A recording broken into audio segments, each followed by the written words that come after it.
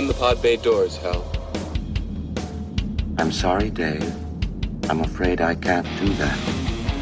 Mark One Tower, this is Albatross 1-3, requesting permission to land, over. I don't need a computer to tell me how to land a damn airplane. 6. Heads-up display, check. 5, Lasers, check. 4, Particle beam, check. 3, Proton bolts, check. 2, Chair control, check. 1. Let's do it. Broadcasting from a secret underground location somewhere in Mos Eisley. This is the Docking Bay 77 podcast. Make yourself comfortable. The show is about to start. Hello and welcome to the Docking Bay 77 podcast. I am your host, Dayton Johnson. Welcome to April. It's spring, and nothing says spring more than sports. Our next 4 episodes are all movies focused around sports.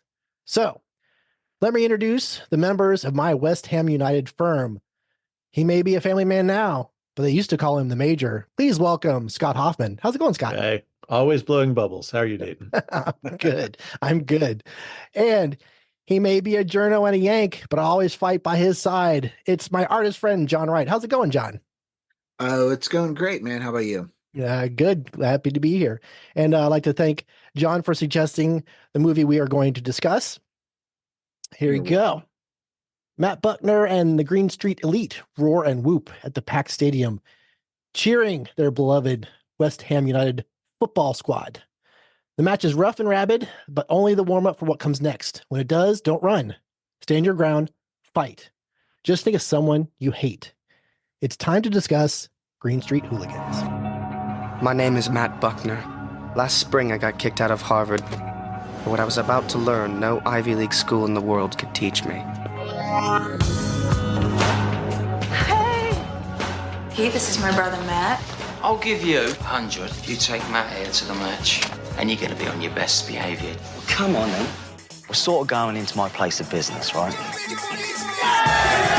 An outsider has discovered a place. I think that's like an organized political movement or something. Where a game...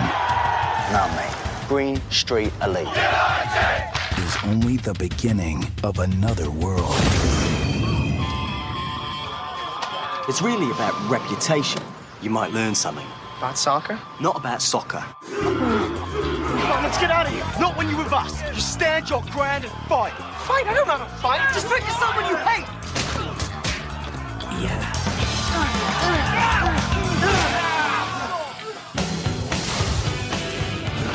You're running around with some kind of gang. It's not a gang. They're my friends. I like you, but you have no idea what you're getting into. You know, Pete and his thug friends aren't the answer. Hello, boys! Sick! You're so sick! I teach history. You teach? Yes.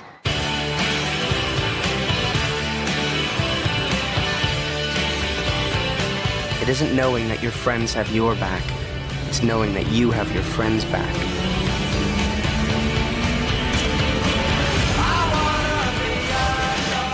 Green Street Hooligans. So, as I mentioned, this was a suggestion by John. So this is the first time viewing for me. Let's hit some opening thoughts on this movie. Since it was your suggestion, John, you get to go first.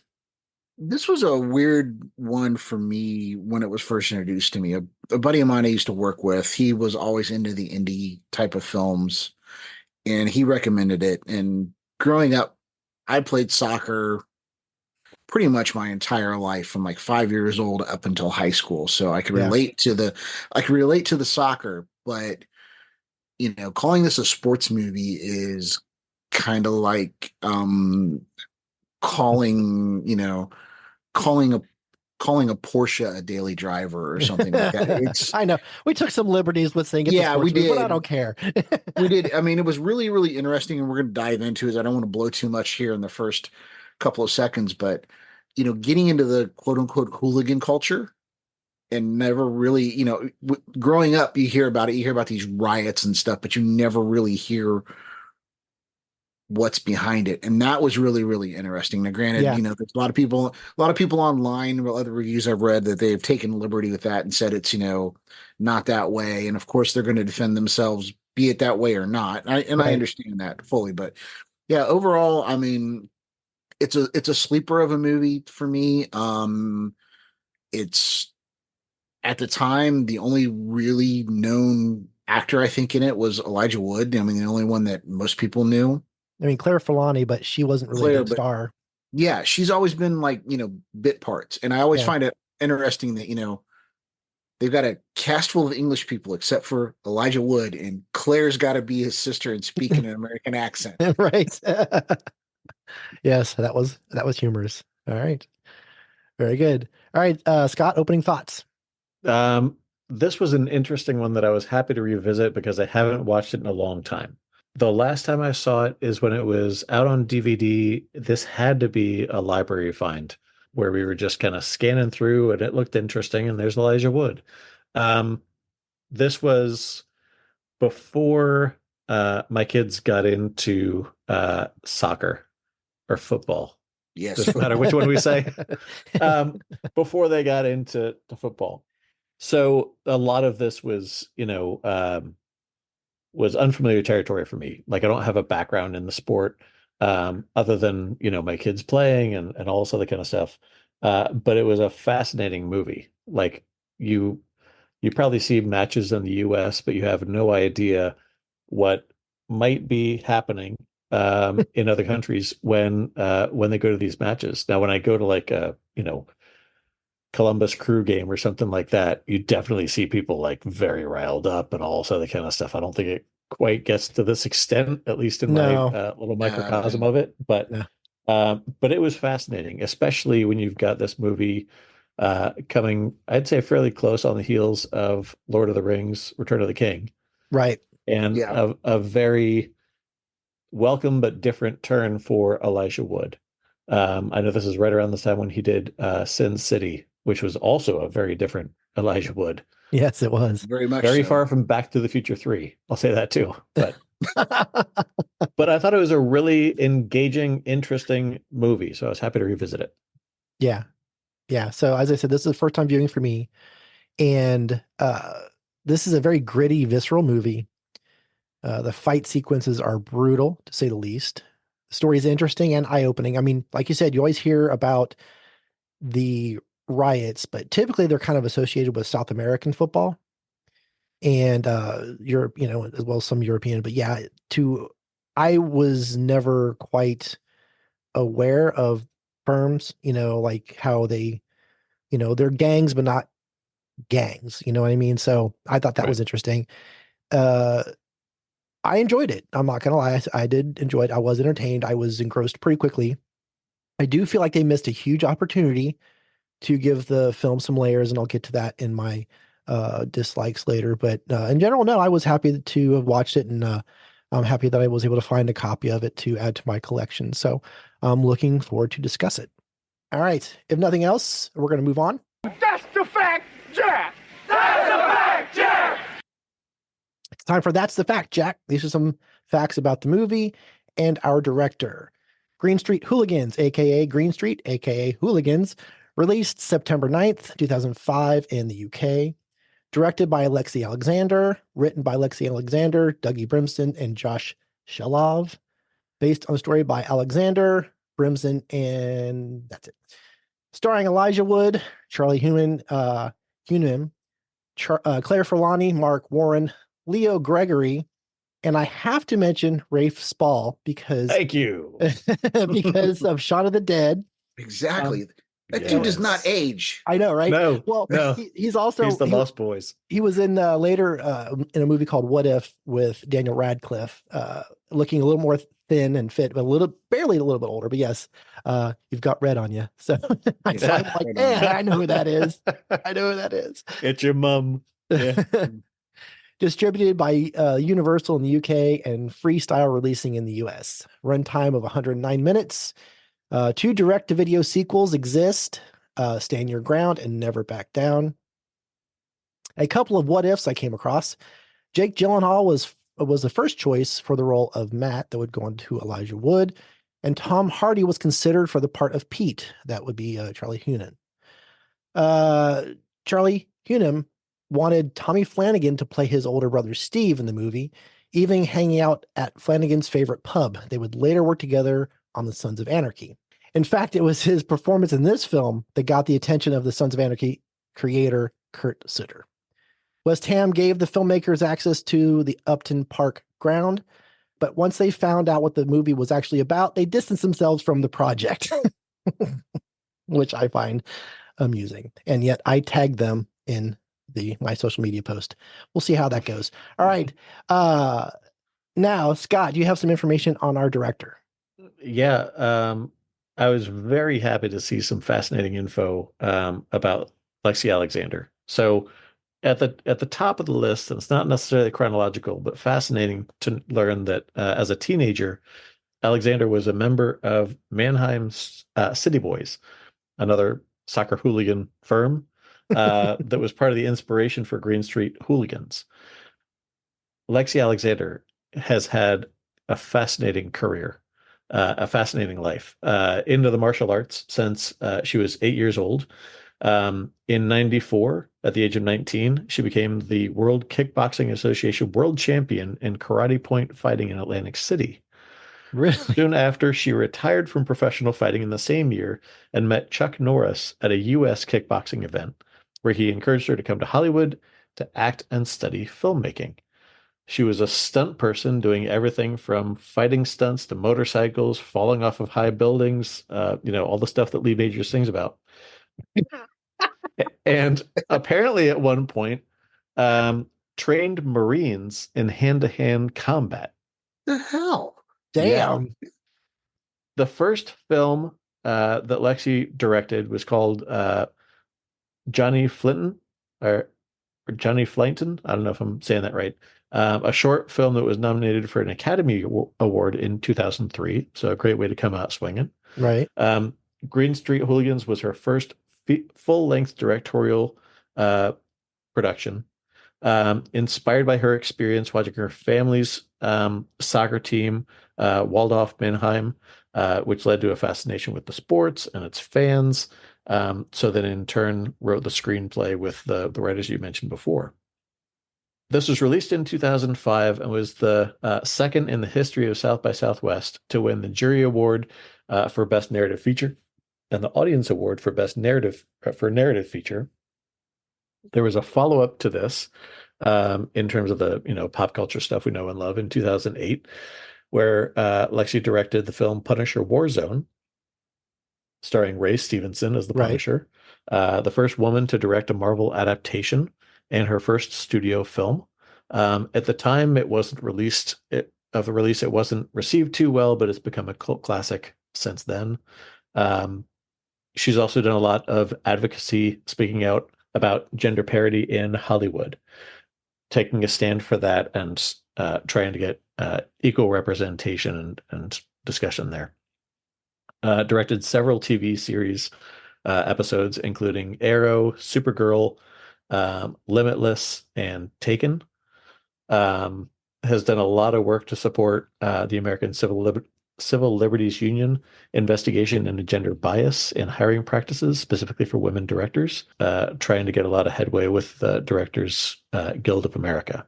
So very busy career, very fascinating career. And I was glad to learn that she's a director and a writer on this, because I know that I had heard people say, like, well, it's not exactly like what you see in the movie. And I'm sure there's some kind of Hollywood spin on some of it. But I think it's a good story to tell. And I like the way that she did it. Yeah. All right. Well done. Anything else about the movie that you guys found, any facts you wanted to throw out before we move on? I think it was interesting what you mentioned about Charlie Hunnam being discovered in this to play in Sons of Anarchy, because I forgot he was in this. Like, it's a completely different look for him. Between the two. Like, it's interesting having watched Sons of Anarchy and then go back and, oh my God. All right. So He was younger and choice. had a lot less hair in this. So, Exactly. Yeah. Less leather. Yeah. Yeah, right. Very good. All right, let's move on. That was totally wicked! It's time for That Was Totally Wicked. These are things we love about the movie. John, what's something you love about this? Something I love about this, and it's a little controversial to probably love this, but some of the fight scenes are, I mean, it's beautiful is not the right word to say. Oh But, no, I think I think that's a good choice because I was going to say the same thing.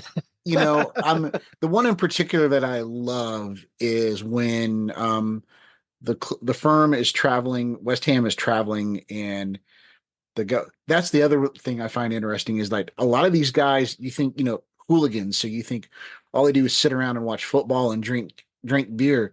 No, Pete is a teacher, another guy's a pilot, right? It's like, and he happens to get into town before the guys are. They're on the train, and he's like, don't come here. They're waiting on you, and right. The rival firms out there, and they're taunting them, and he's like, yeah, we probably, we're, well, they look at each other, yeah, we're fucked, and then like, and Elijah Wood's clueless. I think that's the other thing I like about this is that he stays kind of clueless. You kind of slowly see him like become part of the gang, yeah, so to speak.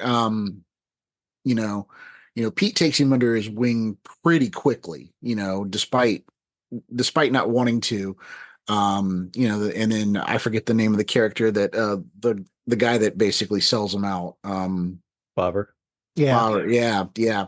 He sells him out. He never trusts him, but they have this thing where they're like, we're gonna go. We got to get off this train. We got to figure out how to get to the game. So they basically pay some guy delivering soft drinks or whatever some money to drive them through, and they stop them. I'm like, what's going on? We're here for the new Hugh Grant movie. We got to deal with this gear. Guys like, who's in it with him? I think Cameron Diaz. Oh, she's totally doable. Let these guys go through, and all the while they're still taunting them. And then they like, I love it. He's like, pull up over here, and then you got like 30 seconds, then get the fuck out of here. Right.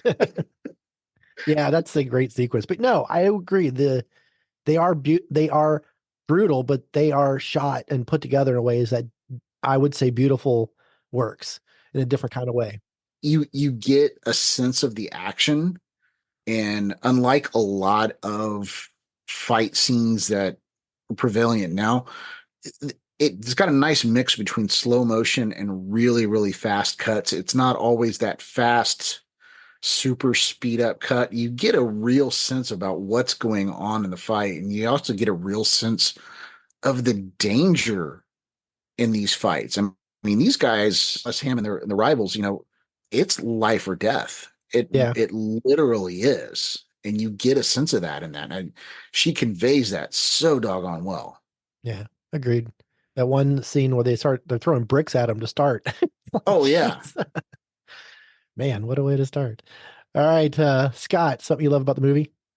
Well, the scene that I had written down was actually that the van, the movie I love heist. that scene. It's good. It's good. So brilliant. And it's so fortunate that I'm assuming that the driver had to at least be a West Ham fan, because otherwise, like, you don't know, like driving a delivery truck they could be coming from anywhere. But yeah, the fight choreography, when you think about like how many camera angles, how many shots they had to do, and how careful they had to be, it's very well done.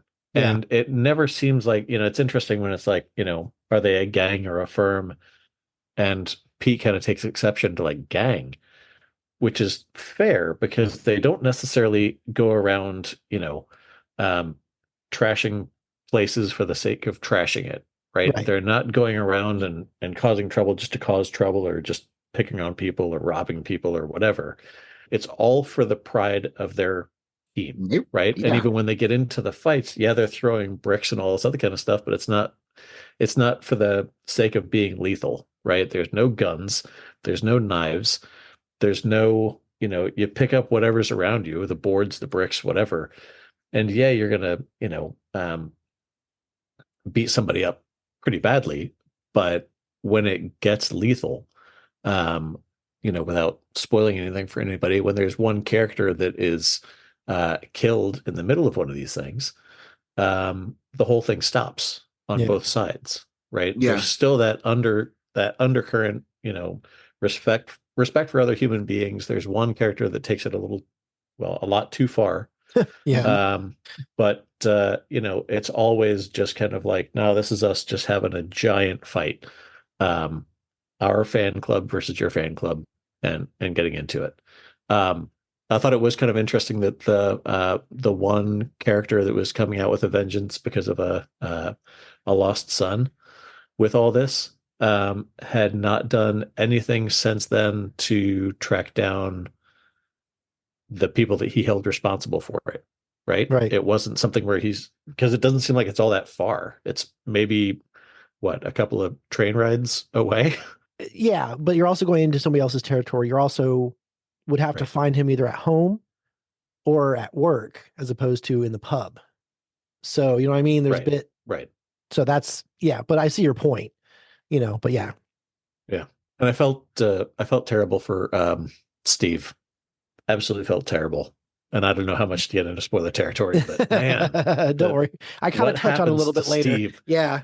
Yeah. Oh, on so many levels, I just feel so bad for Steve. Right.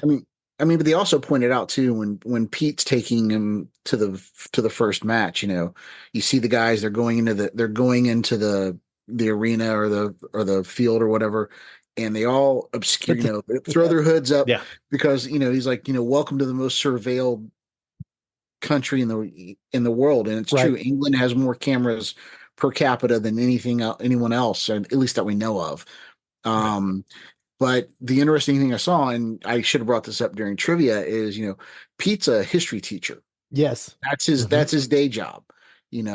But he would have never made it as a history teacher because they do an extensive background check, and his time within the firm would have probably come up. He's probably been arrested at least once or twice from the activities of this firm. Yeah, but in this one, we never actually see them get arrested. So no, you never do. I'm just saying in the past, he more than likely would have not made the clearance to be a teacher. But I think that goes back to your point also. That's the other reason why these guys don't go looking for the major.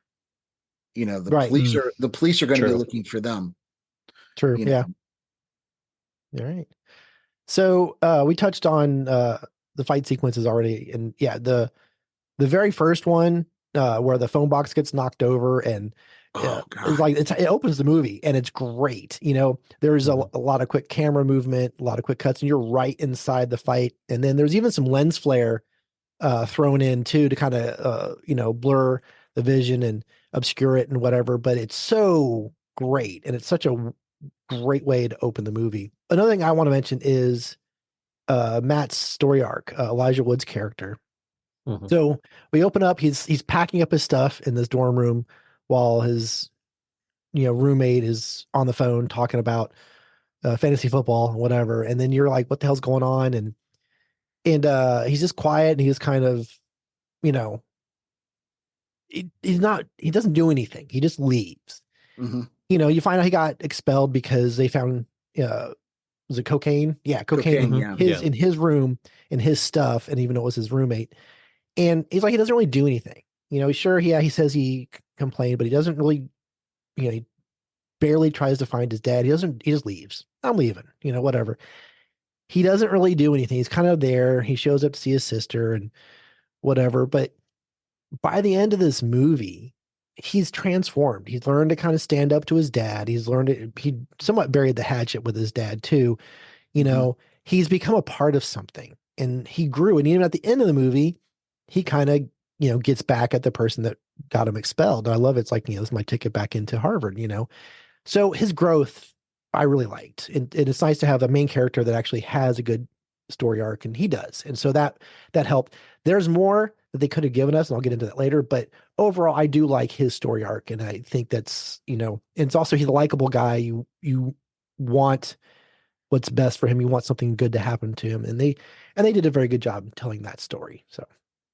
So along those lines, I have a question for both of you, just an opinion question. does he go back to Harvard and become a journalist? Or does he decide to not become a journalist because of what he's been through?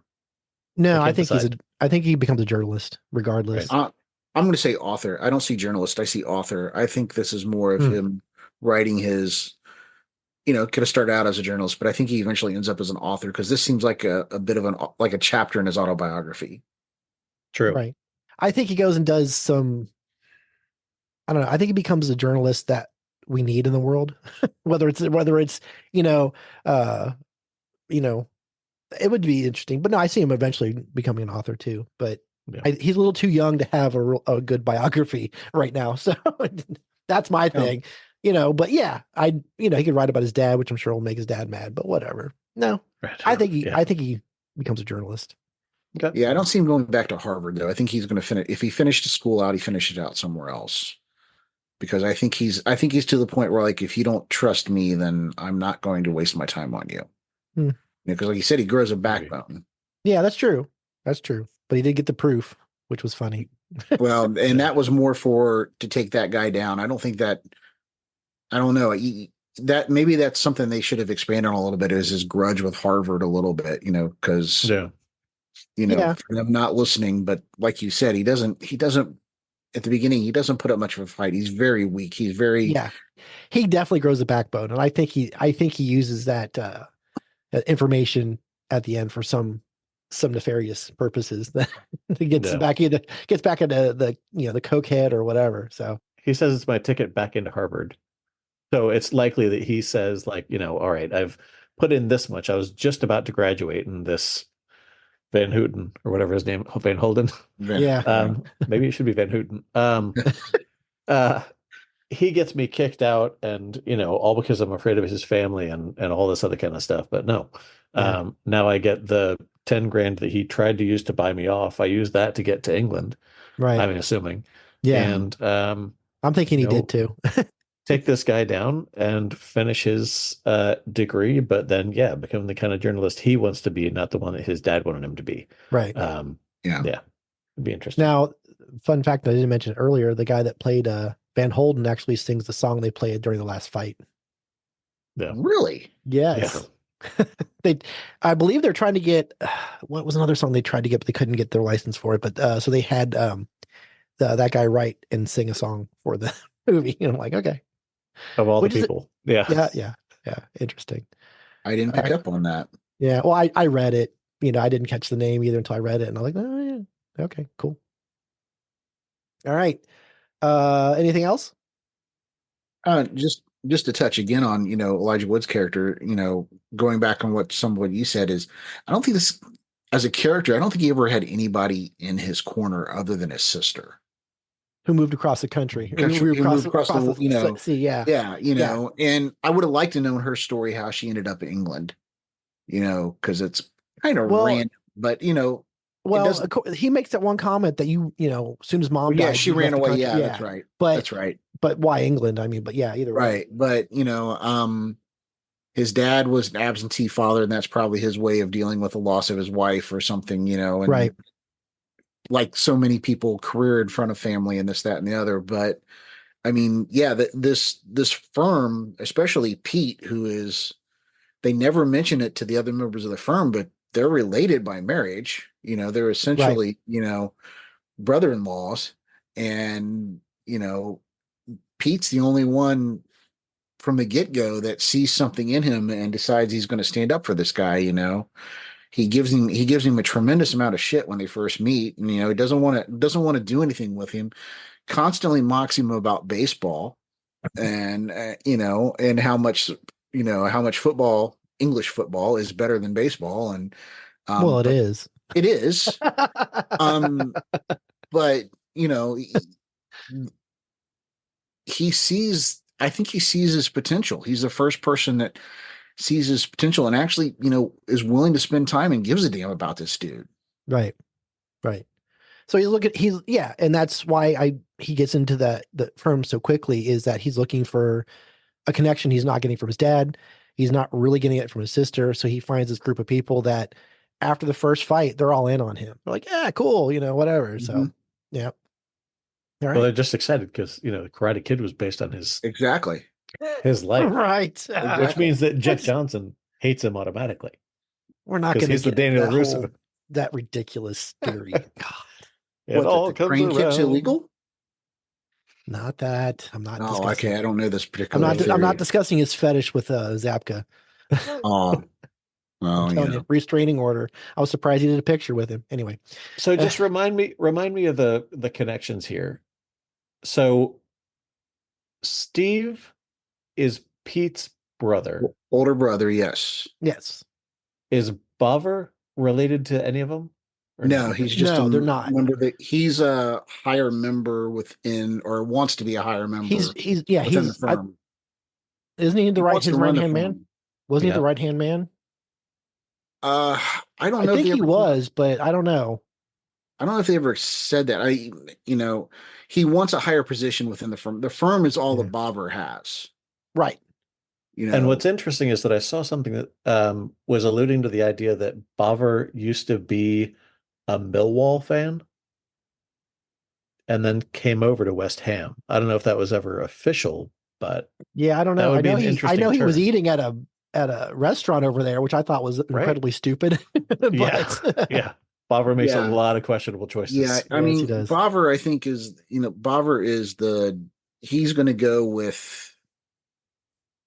who he deems to be the most powerful, especially early on in the movie. Now you get a little bit of a character redemption of him Yeah. towards the end. Yeah. It's a little too late Yeah. in some aspects. In every aspect almost. Yeah, I would have changed the ending of the movie a little bit, and I don't want to give anything away, but Bobber to me would have been the one that paid the price, I think, at the end of the movie. Yeah. Yeah, but the problem with that is we lose him, I don't think you care near as much. Well, you still could kind have of more of a head. He deserved it. You know what I mean? But I'm just saying. Yeah, but you still could have had them both. Yeah, that's true. Make the sacrifice. That's true. No. Because Bobber definitely has he definitely has a man crush on Pete. Yeah, because he was mad as hell that when Pete brought somebody new in, it was just like, it's like, hey, who's this guy? All right. Let's go ahead and move on.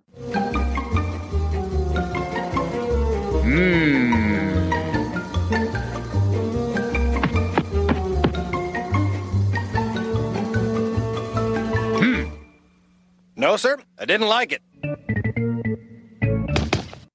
It's time for No, Sir, I Didn't Like It. These are things that we don't like or don't work within the movie. John. Oh, this is a silly one, but you kind of brought it to mind with the music. In the opening scene, it's like, how close can we get to Disturbed and not rip off Disturbed? I know. I'm listening to it going, why does this sound familiar? And I'm trying to figure out who it was. I was waiting for the wah, and it never came. No, that's a silly one. I think the thing I dislike about the movie the most is it's a very quick moving movie.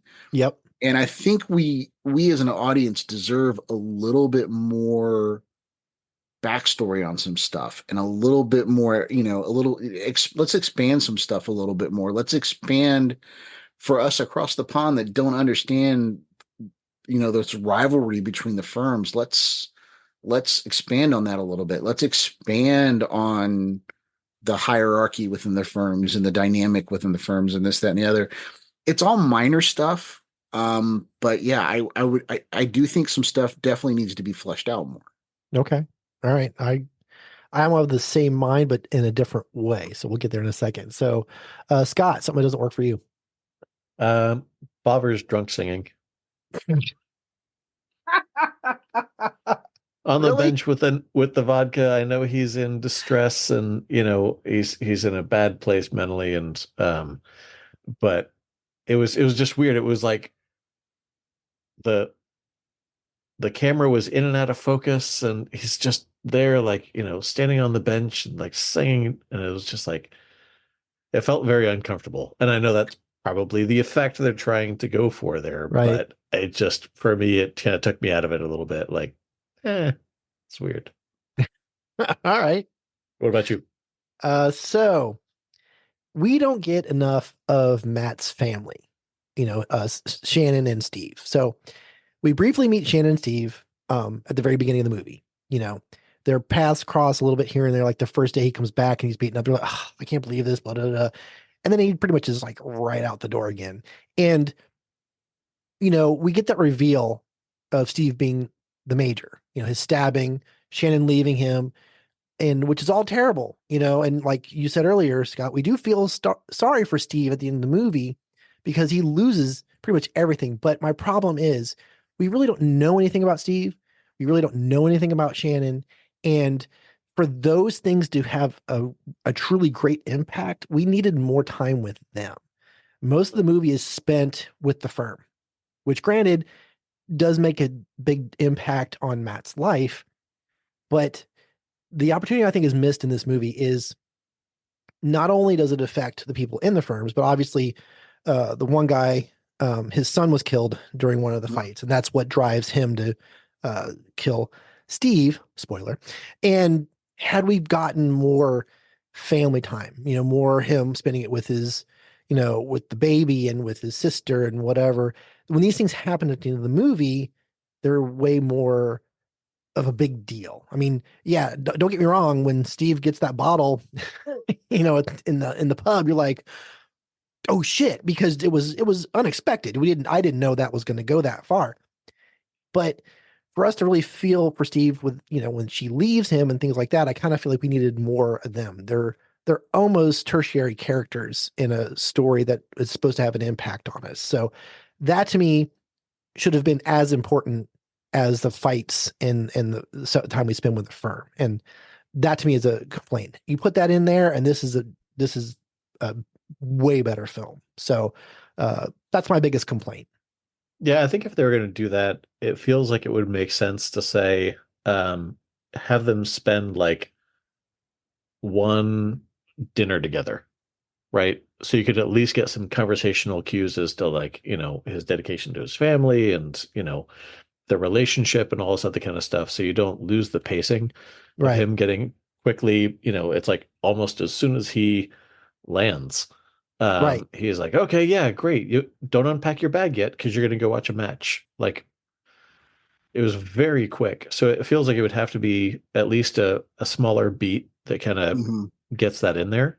And yeah, I agree. It seems like maybe that would have been more difficult to imagine Shannon leaving him, but her departure would have much more of an impact. And you can see why she leaves, because she's like, absolutely. I don't feel like my kid is safe. Like, I am safe. Like, this is clearly escalating a lot more than it ever should have. Right. Yeah. Right. Yeah. And that's, even dinner here, dinner there, something, have them just spend some time together, because they allude to Steve's temper early on, but they never come back to that. You know what I mean? It was, so there's a lot more going on there that we should have gotten. So that's my biggest complaint. Yeah, there was opportunities, and there could be a really good family dynamic and a really good family conflict that it's touched upon, but we need more of. Yeah. All right. Yeah, it's also interesting, like how it feels like Shannon. I'd have to rewatch it now to see if how Shannon's reaction to Matt going to a match with the GSE. Because if she knows Steve's background as the major, right, and a kid who really honestly didn't have any business being there and literally got stomped to death, her fear that her brother would be the same way. Like, he's never been in a fight in his life. He has no business being there, and he could be in the same situation. So I feel like that would scare the hell out of her. Yeah, he pulls out 2 tickets to Chicago, and she just forgets about everything. Yeah. That was it. Does anybody else have any other complaints they want to mention before we move on? Nope. All right. We're going to take a quick break and hear from our other podcast friends. When we get back, we're going to hit Smiling is my favorite and give this movie a rating. What was that laugh? I asked myself. I'm trying to recreate that as much as possible. I don't think I've ever laughed like that in my life. That was new. What is that? This is my new laugh for 2024. New year, new laugh. We have a spanking new podcast for your ear holes called Doom Generation. Available on Spotify and Apple Podcasts. Later, Doomers. Okay, Jason, test of our friendship. Which is better, Van Halen or Van Hagar? Man, honestly, I think Van Hagar has better music. Oh, no. It's Van Halen. You're wrong. What about Michael Jackson's Bad album versus Michael Jackson's Thriller album? Thriller, obviously. Bestseller, ever. No. See, people trick themselves into believing that it's actually bad. Okay, Trading Places versus Coming to America. Trading Places is the funnier movie out of this deal. No, Coming to America is the funniest movie of all time.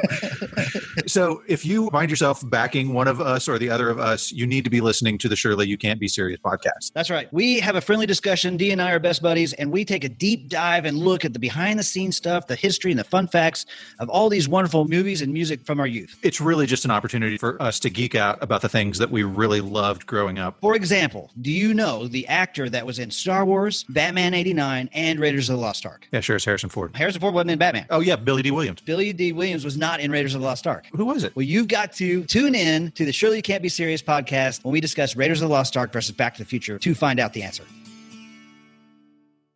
On the Vintage Video Podcast, we'll be reviewing every single wide release of the 1980s in chronological order. Over 250 episodes to enjoy and thousands more to come.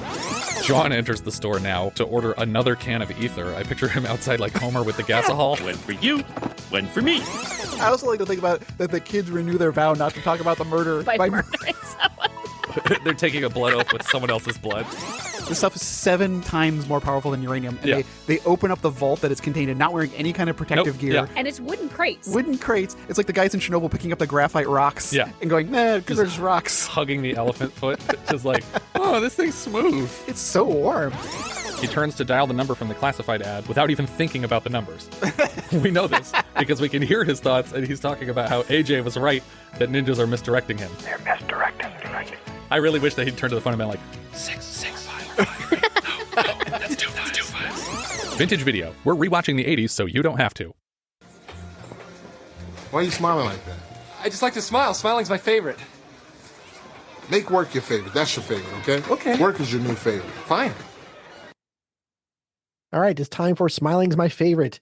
These are some favorite things about the movie and some other random stuff. So, first of all, favorite character. John. Oh, man, this is tough, but my favorite character is Pete. Okay. I think Pete, as much as this is a Matt-centric story, I almost feel like Pete's the more interesting character. I think Pete's he's way more interesting. No doubt about that. Pete's got a better story. I mean, and you get a more rounded picture of Pete because, like I said earlier, when you're first introduced to him, you just think he's a guy that likes to fight and drink and watch football. Right. You come to find out that he's a history teacher. He's got a wicked sense of humor. He's got a very, very great sense of humor. He's a very compassionate man. Like I said, he gives up his seat to a lady on the bus. Yep. The kids in his class obviously love the dude, when he has them out playing football and Elijah Wood playing goal and stuff. And, the kids really look up to him. You see a guy that is multifaceted. Yeah. And again, that kind of alludes back to the fact we don't get enough time with some of these characters. Right. We only get one side of their story. But he is my favorite character. All right. Scott? You already mentioned it, but I'll say it again. Swill, Rafe Spall. Really? It was because it was he's the one that to me, there's the culture of you got to stand up for your reputation. You got to, go out and kick butt and all this other kind of stuff. Swill seems like he just wants to be in it with his friends. He's just there for a pint, right? Right. But it was it's kind of like watching this out of sequence now that I'm such a fan of Edgar Wright, especially Shaun of the Dead and Hot Fuzz. So as soon as Elijah Wood walks in and sees him, and he's like, "Hello, mate." And he was like, "Oh my God, Tim!" So he just automatically got love for that. What about you? Actually, Matt, Elijah Wood's character, I like, as I mentioned before, I like his story arc. He does a good job showing us all the emotions he's going through, and he's believable in this role. The kind of spineless, I'm still dealing with my mom's death, and my dad doesn't care, and whatever, and then he becomes more than that by the end of the movie. So I really liked Matt. I could kind of relate to him a little bit, although I'm not planning on jumping into a a firm and getting the crap kicked out of me. I'm too old for that. But, I still like his character a lot. So he's my pick. All right. Favorite scene, John? I touched on it earlier, but the scene with the truck when they get All out. right. My favorite part, though, is, these guys are outnumbered at least, I'd say at least 2-1. 2, if not 3-1. And at the end, they're the ones talking shit because they're at the corner. The cops show up and arrest the rest of them. Right, they arrest the rest of them. Like they're down there, like, here's your mighty, here's your mighty, here's your mighty. And they're going down the steps and it's slow motion and they're bloodied and it's like we said, the fights are brutal in this, but they're not gratuitous. They are not gratuitous. Right. But you get the sense of the family that these guys have for one another. I mean, even Bauer, to a certain degree, I think accepts Matt in those moments because he's seen that Matt won't back down and Matt has their back. He still doesn't trust him and doesn't like him, but in those moments, he's glad to have him a part of the gang. Yeah. So. Yeah, because I don't see them getting in without his idea. No, that wouldn't happen. No, not at all. All right, Scott. Mine's a dad joke moment. Matt getting schooled by Pete's students. Yes, that's a great scene. That was awesome. Yeah, and I can relate because I've been in these things where it's like parents versus the kids, and you get out there and man, these kids are running circles around you. You set me up. Those are like junior Olympians or something. Nope, just normal kids. Yeah, pretty much. Yeah. They're doing all day. And it's just like, so that whole sequence where he's like, "Oh, you're a history teacher. You're a teacher." And going to meet his students. And it seems like, oh, you're going to, sit in the classroom. No, you're going to go out on the pitch. You're going to see him, and his kids. And I think it was just a great sequence. Oh, yeah. Dayton, what about you? So this was kind of a coin flip because it's down since you mentioned the him getting schooled. I'm going with the opening fight scene. It was such an attention grabber. It sets the tone really for the rest of the movie because it has that pace, it has that gritty feel, and like I said, I was just kind of like, okay, we're off and running. So I really love how that was put together, and I was really much impressed. And the rest of the fight scenes are on par with that one. So it was a great way to open the movie and give us what this is what you're going to get. So if you don't like this, you might as well turn the movie off. So, and I like that. I can appreciate that. So yeah, the opening fight scene. All right. So favorite sport to watch, John, I know your answer. Yeah, you probably do, but I am a hockey guy, tried and true. All right. Very good. Scott? It's got to be a just one, right? Can't do a Hoffman answer. Well, multiple. Now, there's one of those things that there's certain sports I prefer to watch in person. Yes. And then there's sports I'll watch either way. So, like, for instance, I can only watch baseball in person. On TV, it's like watching flies fuck. It really is just can't. Not bad. They've sped it up a little bit. It doesn't. The flies? Oh. Well, I mean, depends on, That Geo. Flies are only around for a couple of weeks, You man. I mean, you got to do what you got to do. Yeah. For me, it's got to be U.S. soccer, though. And that's all because, when my middle son started playing as a keeper, it's you're on the edge of your seat. And then, he becomes a tremendous fan. We go to Columbus Crew games as much as we can. And that became much more exciting once you know a little bit more about the game.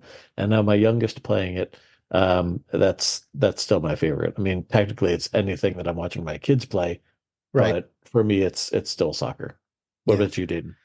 So I've spent most of my life being a San Francisco 49ers fan. So American football is always going to be my first choice. Now, recently, now that it's more widespread, more available, it's easy for me to watch real football. In fact, like I said, I'm wearing my SC Cincinnati shirt, and I am going to a game, a match in a couple months. So I get as excited watching one of those as watching the 49ers play. Yep. So it's getting really close. And, for me, those are my two top. I can watch hockey and basketball to a lesser extent, depending on my mood. But yeah, those are my top two for sure. But yeah, unfortunately, or fortunately, however you want to look at it, I'm always going to be an American football fan first, and then real football second. So, all right. Now, this was an impossible question, and I just yesterday or so messaged the group and said, let's open this up to a few more choices. So, favorite sports film. So, I have 5 that I'm just going to rattle off real quick. So, Scott, why don't you go first this time? See, I was going to ask you the number. I just put the first 5 that popped into my head, and those were just boom, boom, boom, boom, boom. So that's how I did mine. Okay. Top 5. Creed. All right. Very good. Is a big one for me, which unlocks a lot of other Rocky films, but The Sandlot, League of Their Own. Good. Great choice. Yep. Coach Carter. All right. Very good. And most recently, and I don't know if this is going to split the group, but I thoroughly enjoyed Ford versus Ferrari. I haven't seen it yet. I really want to watch it either. So yeah, I heard good things. So my youngest is into racing a little bit more lately, and we had a great time watching that. So awesome. John, what about you? Oh man, I didn't make a list, so this is going to be just off the top of my head. Shooting from the hip. Yep, shooting from the hip. Miracle. Because yeah, I am an ice hockey guy. We are talking about that next week. Yep, Slapshot. Yeah, okay, good one. Yeah. From there, I would probably go to. Geez, it's tough. Remember the Titans. Oh, nice. Yeah. I really like Remember the Titans. And I'm going to get some shit for this one, but I was a BMX kid growing up. So rad. Oh, I got to see that one. It is a horrible movie, but I love it. It is just, it's, I love it for the writing scenes. That's what I wanted to do for the longest time. Right. All right. And, and an honorable mention, because it's not a movie, is I love Shoresy. I love the show Shoresy on Hulu right now. Yeah, I haven't watched it. Oh, it's great. It's hockey centric. It's funny. It's irreverent. It's great. Cool. All right. So I have League of Their Own, The Natural, which I love The Natural. I think it's a great movie. Miracle. After watching it again recently for our upcoming episode, I was just like, God damn, this movie's good. And Hoosiers, because it's just a great movie and a great basketball movie. And then Tin Cup, which we're also talking about later this month. So yeah, those are all like, if I want to do a film, like a sports movie film festival, those are on there. Now, Sandlot's pretty close because I watch that every 4th of July because you have to. It's like a law somewhere. And but yeah, those are my ones. And I don't have any football ones on my list because for whatever reason, none of them really come to mind first. I don't know why. They just don't. Those are the ones I like to watch all the time. All right, time for some final thoughts and a rating. 1 to 5 film reels. John, how do you want to sum this up, and what's your rating? I want to sum this up. Basically what I said. I think overall it's a good story. There's still some stuff that needs to be fleshed out. The odd thing that occurred to me the other day, because I watched this 2 times in a row the other day, and when they're singing the West Ham song, one of the things that I've been blowing bubbles. One of the things that popped into my head. I don't know if you've ever seen Euro Trip. Yes, one time. Where they wander in to the Manchester United bar and have to sing, the Manchester United song, and they end up singing Morning Train. For some reason that popped into my head. I love it. In the scene where Pete is teaching Matt the slang, that also triggered a Euro Trip moment where the kid's like, you guys are on a whole other level of swearing around here. Yep.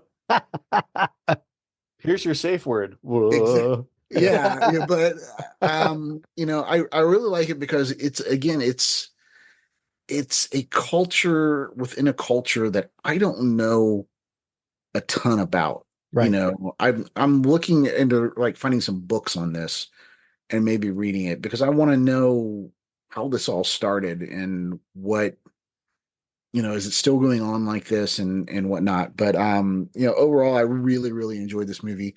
It's been a long time, like Scott said, it's probably been 10 years or better since I saw it. And does it hold up as well as I hoped it would? No, but it does hold up surprisingly well. I think the biggest detriment to it is it's just, you know, in the age of 4K and Blu-ray, it's not the sharpest picture to watch, but capturing that little image in time, it almost works for it in that aspect. But yeah, I'm going to give it a solid 3.5. All right. Very good. Scott?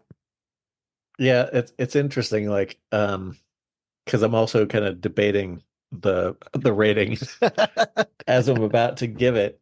I feel like it's a 3 that has become a 4. All right. So I'm glad that I rewatched it. I'm glad that I had to buy it to rewatch it because it is one that I would recommend to others who haven't seen it.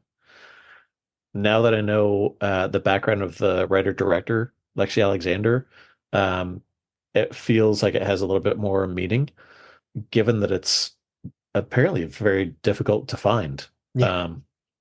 It's one worth seeking out. So yeah, I'll stand at a 4. Dayton, what about you? So the fight scenes, the bond these guys have, Matt's story arc are all very positive things about this movie. But for me, like I said before, it misses the true impact without us getting to know Steve and Shannon. And so those sequence of events at the movie aren't as impactful as they should be. So it is definitely worth a viewing, and I do recommend people to see it. And so I'm going with a 3 out of 5.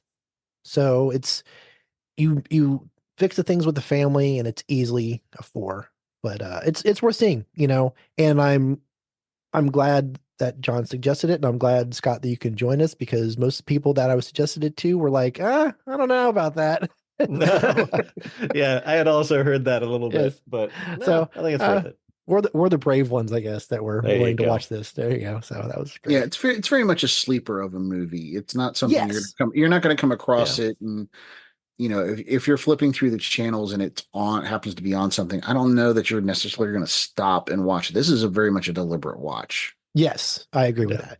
Yeah, because honestly, if you miss the beginning, you're kind of like, why is he getting his ass kicked? Like, what does he care about this? I don't know. But yeah, no, it's worth checking out. So, and as we've said a couple times, good luck finding it because it's not really all that easy to find right now. So, anyway, good conversation, and thanks again to John for suggesting this. So, let's take a minute. Scott, why don't you tell us what's going on over at A Film Buy? Yeah, so we are full speed with phasers set to stun. There's a lot of ground to cover. There's a lot of series to talk about, a lot of installments, and we're having a great time doing it. I'm remembering a bunch of stuff that I forgot how much I loved it, and when you're able to talk with others about that, it just takes on a whole nother meaning. Dave and I are also pretty thoroughly into a film at 45. Right. We're into 1979, dusting off some more hard to find classics. So I thank the local libraries for making those things accessible since they're all 45 years old. And then there's always, you know, the flagship podcast and several entries for 1996. So there's a lot of exciting stuff to listen to. Yeah, you guys are very busy over there. I enjoyed for 79. I enjoyed Norma Ray. That was a good episode. And Amber was brilliant. And of course, Rock and Roll High School. You know, I still have to listen to that one, but I still maintain the soundtrack is the best part of that movie. That's true. I'm not saying the movie is terrible. I'm just saying that's the best part of the movie. That is fair. Yeah. It's Ramones. How can it not be? I know, but I'm just saying. Just you wait. All right, John, where can people find you and your art? Anytime you can find me on Facebook at JW Art Studios, The Art of John Wright, and physically, at least for April, it looks like at the end of the month on the 27th, I will be at Cincinnati Pop Expo, which is Nice. a pop culture Very expo. Going forward from there, I've got upcoming appearances. I know I will be at Gym City. I know I will be at Free Comic Book Day at Bill Book and Comic in Dayton. I will be at Cincinnati Comic Expo. I will be at the first ever Middletown Comic Expo. I will be I'm going to try to pop up a lot of places, and I'm currently got all my notes done for my characters for my book I talked about. It's going a little slower than I like. Probably not going to get it out this year. I'm going to try. So I'm hoping to, be able to announce a Kickstarter on that in the next 3 or 4 months, God willing. So awesome. Well, Hey. I can't wait for that. Yeah, I'm excited for it too. Name a character after me and have him get killed in the first couple pages. Well, I haven't worked a lot of friends and families into it. And Scott, I don't know if you know that it's not the book I told you about at last Cincinnati. I've simplified things a little bit. That one's still in the works. This one, the premise is Santa Claus Vampire Slayer, inspired very much by the Scooby-Doo mashups I've been doing, and the Abraham Lincoln Vampire Hunter book. Right. So now we know what he's doing when he's not delivering presents. Yeah, kind of. I mean, I know that, I have had a request that a character based on Cindy Lou Who dies a horrible death. So I'm working on that right now. That got dark in a hurry. Oh, it's going to be dark. It's going to be dark. It's going to be dark and campy and gory, and violent, and it will probably get me disowned from my in-laws when it's all said and done. So that's the goal. Gotcha. All right. Yeah. I'm just hoping there's a cameo by Lee Majors from Scrooged. Oh, I actually have that shirt. The night the reindeer died. Nice. Oh, well done. Love it. Love it. All right. But as always, guys, thank you, Scott. Yep. Thank you. Thank you, John. Thank you. We'll see you in a couple weeks for the next one. Yes.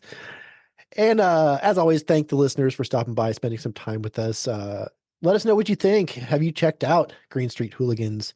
And let us know what you think. What's your favorite sports movies? And what's your favorite sport to watch? Let us know. We are on Facebook and Twitter. All of our social media information is in the show notes. We also have a Discord. Join that. Chat with us about whatever you're watching, reading, even video games you might be playing, as well as make upcoming episode suggestions. If you are so inclined, we do have a Patreon. For as little as $1 a month, you can have access to all the exclusive content, as well as early access to episodes and some behind-the-scenes videos of episodes as well. If you're unable to join our Patreon, share us with your family and friends and rate and review on your podcast app of choice. If we see the review, we will read it on an episode and share it on social media. Upcoming episode, as I mentioned earlier, next week, we are discussing 2004 film about the 1980 U.S. hockey team and the Miracle on Ice. Special guest Michael Burgett of the Screen Nerds podcast will be joining us. We are talking about Miracle, starring Kurt Russell. Do yourself a favor and watch more movies. And remember, physical media is better than streaming. The Docking Bay 77 podcast is produced and edited by Dayton Johnson. Recorded with Rode Pod mics, the Zoom PodTrack P4, and edited on Audacity. Opening music provided by Eric Jason Brock. You can find him on YouTube and Bandcamp. Thank you for listening.